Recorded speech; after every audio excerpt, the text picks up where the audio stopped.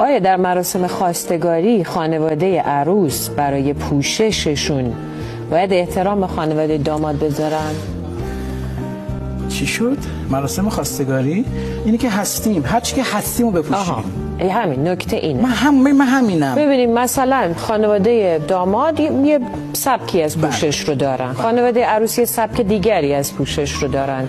میگن که اون جلسه اول اینا بفهمن که این تفاوت رو با هم دارن یا نه؟ باید بفهمن، وگرنه میشه دروغی، وگرنه میشه تظاهر. مثلا یه پوششی هست سبکتره، مثلا بعضی هستن تو خونه سعی میکنن که مثلا جوری بپوشن، بیرون جوری هستن، همونطور که برای مهمون هاتون میپوشید و رسم دارید انجام بدید که من ببینم با دید باز دارم انتخاب میکنم. آقا همچین خانواده‌ای میخواد بیاد با خانواده ما وصلت بکنه، چه مذهبی چه غیر مذهبی، چه خانواده‌ای که پوشش‌های عرفی غیر عرفی قابل بحث نیست. من فقط میخوام بگم خود واقعیتون رو نشون بدید، چه دختر چه پسر.